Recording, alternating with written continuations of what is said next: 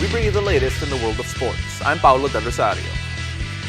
We give you the conversations you want to hear from your favorite icons and athletes. I'm Zihir Basho. In tonight's Game Plan, we'll take a look at the recent player movements as we approach the start of the PBA Governors Cup. And we'll catch up with the Cignal HD Spikers as they prepare for the new conference at the Spikers Turf. Buckle up, sports fans. Let's get in the game. As we approach the start of the upcoming PBA Governors Cup, the new conference marks a new chapter for 6 players involved in a recent 3-team trade. Justin Chua returns to the TNT Tropang Giga along with Paul Varilla, while the NLEX Road Warriors get veterans Jake Pascual and Sean Anthony. Meanwhile, the Phoenix Fieldmasters acquire JJ Alejandro, Raul Soyud, as well as 2 future second-round picks from both NLEX and TNT. The PBA Governors Cup is set to kick off this Sunday, January 22, at the Phil Sports Arena. Rock Bolts will open against the Rain or Shine Elastic Painters at 4:30 p.m., followed by the matchup between the Converge Fiber Xers and the Northport Batang Pier at 6:45. Meanwhile, roster changes have also shaken up the Premier Volleyball League ahead of its opening on February 4. Myla Pablo is set to boost the F2 Logistics lineup, bringing her championship experience in the previous conference. Dindin Santiago Manabat is also making a major change with a move to the Akari Chargers after her stint with the Crossovers. And speaking of Cherry Tigo, the franchise has signed the former Blue Eagle and Flying Titan, Pongay Gaston. Joining the wave of shakeups are the PLDT high-speed hitters who will welcome veteran Mitch Morente as well as coaches Rald Ricafort and Arnold Lanyog. And rounding up the headlines are coaches Dante Alinsunurin, who is set to take over for the Choco Mucho Flying Titans. And of course, Oliver Almadro, who will man the helm for the Petrogas Angels. Wow, Pao. Well, first of all, Z, welcome back. I sense a bit of that American accent on you right now. Wow, saan galing yun? Well, I don't know. Steve Sate. Pero when you talk about all the moves that's been happening, first of all, the funny thing to me is that you're not part of the headlines yet. And we'll see. But then, of course, all the teams making moves right now. Yes. Championships, it feels it's harder to win. The amount of talent going around the league is amazing. What was your first thoughts when you saw all of this movement between these teams for the next conference? Well, it is the season of, changes, a lot of people transferring, because usually the contracts, well, at least in the volleyball arena, yearly yan eh. So this is really the time where, you see athletes moving to different teams, and actually not just athletes, and as we mentioned, coaches as well. Yun nga, like for example, Coach O, we thought he will be staying with just his collegiate team, but another surprise came in this early New Year 2023, and he will be heading Petrogas Angels. So a lot of surprises, and I'm sure hindi pa tapos yan, Pao. Yeah. You know what, you saying that, it feels like a prophecy. So let's see whether or not all of that will come true. And of course, you have a lot more to talk about. Thanks very much for that candor, Z. All right, and after the break, we'll get a glimpse into the preparations of the Cignal HD Spikers in the Spikers Turf Open Conference. Stay tuned. You're watching The Game.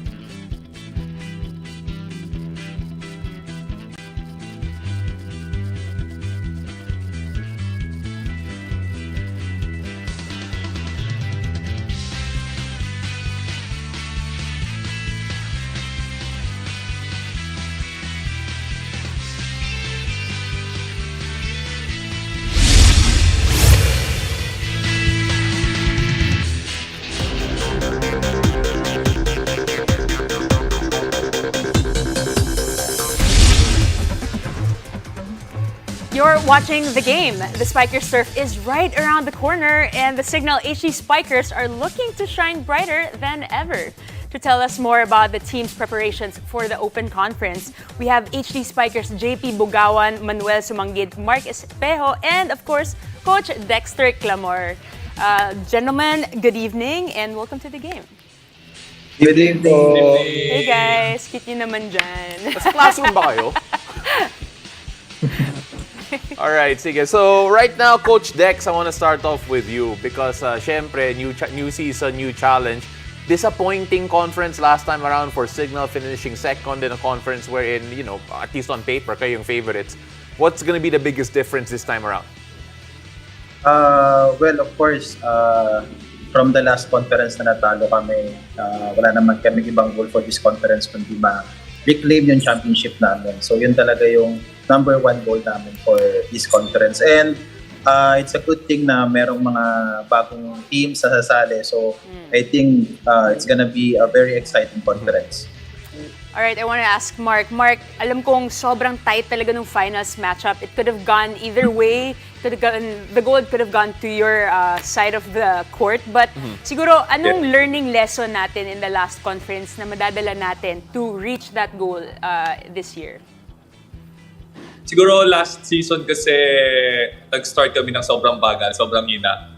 So this time siguro kailangan namin from the very start talaga, start strong at hindi namin dapat kailangang maging complacent.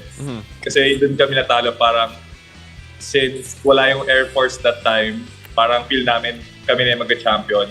Pero since nandun nga yung ibang teams and yung National University lumaban, nabigla rin kami. So siguro malaking lesson yun sa amin na kailangan talaga namin hindi maging complacent. JP, na-mention ni Coach kanina na increased field. More teams are joining Spikers Turf this year. And of course, that means more competition in general. Ano yung feeling ng buong team knowing that, okay, new faces to play, new challenges to overcome, at syempre, how much more difficult does it make it to win Spikers Turf this time around? Mas exciting siya kasi yun nga, maraming teams na sasali and mas magpe-prepare pa kami ng mas maigi kasi may mga bagong teams na papasok. Alright, we heard from Mark, who was the first best outside hitter. Si Paul, second best middle blocker. Let's hear naman from the best libero. Soms, anong ginawa nyo during the off-season, during the Christmas break? How did you make sure you stayed in shape? In shape na ba kayo?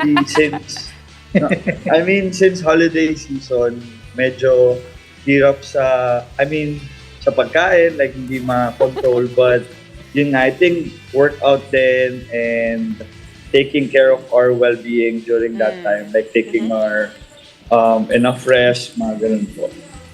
Well, at least you're honest in saying that mahirap mag-diet during the holiday season. Oh, thank you very much for telling us all you're human. Pero Coach, when you take a look at the composition of your team right now, the biggest, the noticeable losses is si Rex and si Owen, not part of the team anymore. How different will this team look going into yung next conference? And of course, who do you expect to shine even more in the upcoming conference? Well, last conference kasi I have many options talaga lalo na sa mga outside hitters. 5 sila. Ngayon, meron kaming new recruit from Bacolod and 2 outside hitter yung nawala sa amin eh. So, I think kailangan lang din mag-step up ng mga naiwan. And for sure, mag-deliver sila given na maraming nawala din sa akin. Yeah, and you talked about stepping up and kanina, Mark, pinag-usapan mo yung starting out slow last time around. I remember when you guested here on the show, we accidentally congratulated you on the silver, which I'm sure we will not do again. Pero when you take a look at that experience last time and yung disappointment na yun, how do you feel that changed yung preparations nyo going into this next one, knowing that, okay, can't have a slow start, can't take the pedal off the gas? This season po kasi, since nakita namin yung mga ibang teams, parang this season, mas balance na yung mga teams eh. So, hindi na namin kailangan mag-relax talaga. So, dapat every teams, kailangan pagandahan kahit from bottom hanggang sa pinaka-top teams. Kailangan namin maging ready. And hindi lang naman kaming 6 sa loob, team kami. So, from 1 to 14, kailangan talaga mag-perform. All right, we talked about key losses earlier. As you mentioned, Rex and Owen Suarez. JP, meron ka bang pwedeng ma-share sa amin para ma-excite yung fans nyo this coming conference? Meron ba tayong bagong addition sa team or anything na kakaiba na bago sa Cignal HD Spikers? Unang-una po yung about sa gelling namin na galing kami sa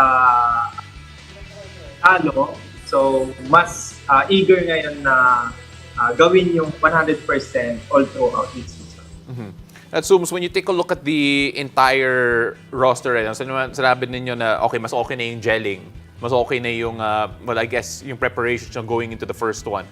When you take a look at each and every team here, are there any teams that you're looking at in particular that, okay, I'm more excited to play this team because of history, because of whatever? Or is there any team like that para sa'yo? To name them siguro, I think gusto ko makalaban is two teams. I'm really excited to face Imus and AMC. Since most of the players doon galing sa national team, SEA Games back 2021. And yung teammate din namin ni Mark, si Ish, nandun. So, we're really excited and like what Mark said, like balance lahat. Bilog rin yung bola, like kung sino talaga mas eager to win this season, yun yung mananalo. That's right. And I wanted to ask Coach Dex. Coach, alam natin we have players like Mark, Sums, JP. How do you, as a head coach, how do you make sure, you keep the boys, in shape, parang laging top performing in practice? How do you keep them motivated to be on track to getting your goal? Well, katulad na nangyari nung last conference na halos silang tatlo may individual awards talaga. Right. Pero hindi kasi yun yung main goal namin. Gusto talaga namin mag-champion. So, when it comes to motivation, it's within Kumbaga kami as their coach, nag-guide lang sa kanila. And it's really a tough loss para sa amin noong 2022. And siguro yun yung magiging motivation namin for 2023 na kahit meron silang individual awards or best sila doon sa mga positions nila, alam nila sa sarili nila na hindi dapat kami maging complacent talaga. Para for this 2023, makuha talaga namin yung gusto namin makuha. Mark, last conference, a bit disappointing for all the Cignal fans out there, especially knowing that kayong favorites going into that particular conference. What message do you have to the fans? Any promises that you have going into the next one, knowing that it's a longer competition, more teams, and possibly an even harder road to the championship this time around? To the fans, no? Siguro, supportahan na lang po nila lahat ng teams na maglalaro sa Spikers Turf this season at I'm sure na mas magiging exciting po this season lalo na may mga ibang teams na natagdag tapos may mga ibang players din na lumipat na ibang clubs and for sure magiging masaya po this season and gagawin po namin yung best namin, Cignal TV, Cignal HD Spikers para makuha ulit namin yung championship. Absolutely. So again, guys, thank you very much. We're not done with you yet. And buti na lang hindi nang off yung ilaw. Kala ko naman nawala yung video nyo. Oo. But then when we return after the break, we'll find out who the Cignal HD Spikers are beyond all the accolades and awards. Stay tuned. You're watching The Game.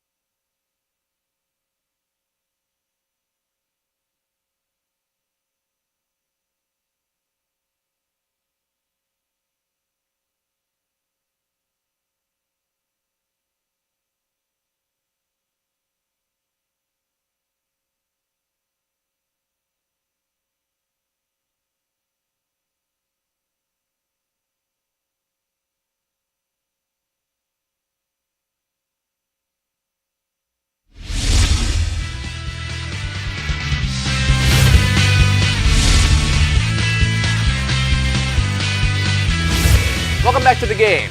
You may know them as a squad that bagged countless individual awards, but let's see what the Cignal HD Spikers are like off the court. Now, still with us are HD Spikers JP Bugawan, Manuel Sumanggit, Mark Espeo, and Coach Dexter Clamor. Gentlemen, thank you very much for staying on. We've already briefed you na ito yung segment that you wish you weren't here for. Okay, so of course, a lot of the faces very familiar with each other. We're gonna ask you to give awards to each other, okay? Example. Let's start off with the first one Okay, as a here we good go. example dito. I wanna ask Mark. Mark, sino dito amongst the entire team, not just the ones in the call, is the living journal, yung best advice giver? Kapag may problema ka, that's the person to go to. Ay, patay tayo dyan. Parang mahaba-haba yung listahan na yan, ha? Oo. Pwede rin coaches, ha? Kasama coaches. Pwede coaches? Yes. Oo. Pero para Ah, masaya, siguro player si na ano. lang. Okay. Okay, Player sige, na. sige. Kahit players lang? O sige, players tayo, players tayo. Okay. Players. Parang hirap naman ito. Sino ba? Lahat ito, kalakuhan lahat. Lahat ng advice. Sino? Parang wala. Ako na lang. Pwede sumang na lang. Pwede sumang. Walang Sumang na advice. lang. Oh, Pwede. sumang. Kasi, ano, Oo. parang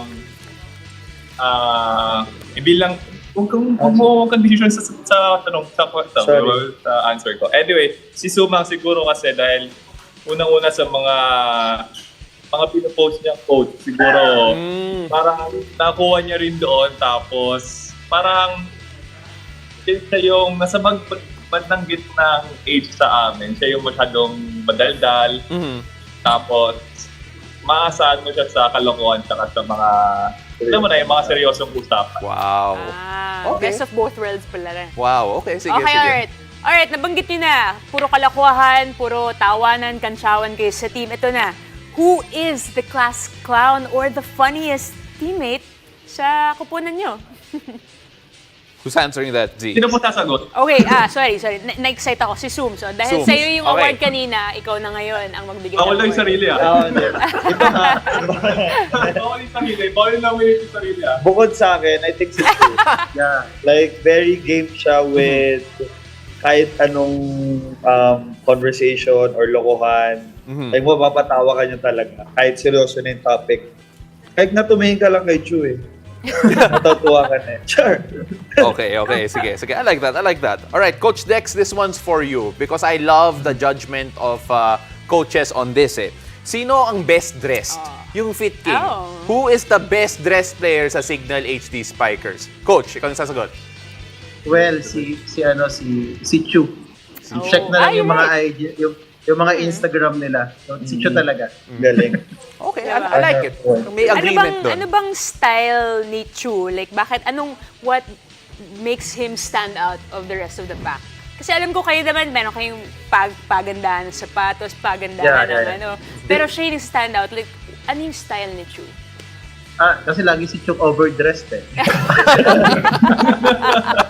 Gotcha. Kahit anong Kahit Kakain lang, pero And then sobrang talaga, fashionistic talaga ni Kasi model type talaga si Yeah. Okay, sige. Okay, walas. JP, siguro medyo mahirap din to kasi sino yung Hercules sa team? Sino yung pinaka mabigat, malakas magbuhat sa weights room? Players lang po. Sige. Okay, let's get Coach Dex ba yung sagot?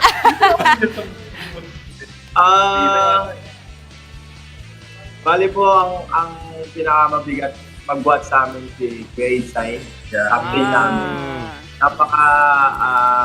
Hindi talaga siya nagpapatalo. Kapag may nakikita siyang mabigat na nagbubuhat, hindi talaga siya magpapatalo. Gagalingan pa niya. Dagdagan Hihigitan pa niya. binubuhat niya. Tapos, yung catch doon, dapat by set, may rest. Siya tuloy-tuloy. Walang rest. Grabe, parang machine talaga. Oo. Hercules talaga. Hercules talaga. And of course, I had two choices here eh. I could either ask kung sino yung quirkiest personality or sino yung laging pinapagalitan ni Coach Dex. Kaya punta na lang tayo sa laging pinapagalitan ni Coach Dex. Mark, sino yung reverse teacher's pet? Yung palaging pinapagalitan ni Coach? Ayun na. Lagi pinapagalitan ni Coach, si Edmar Bonono. Bakit? Bakit? Kaya talaga. Siya pa? Ako, kahit, alam mo yung kahit tama naman yung ginagawa niya, pero parang sa Hindi talaga. Siya talaga yung flavor of the day ni Coach. para sa amin, parang hindi talaga eh, gano'n. Pero, ano naman siya, sumusunod naman talaga siya. Lagi lang talaga napapagalitan. Grabe. Sige. Guys, maraming salamat. Thank you. Thank you very much for sharing all of that. And of course, we're excited to see you next conference. Again, that was Zooms, JP Bugawan, Marcus Peo, and Coach Dexter Clamor. Good luck sa susunod na Yes, conference. good luck. Thank you. Cignal. All right, you can catch the Cignal HD Spikers and the rest of the men's volleyball squads in the upcoming Spikers Turf. Games begin on January 22, Sunday at the Paco Arena. And thank you for joining us. I'm Z Hervasio. I'm Paulo Del Rosario. This has been The Game.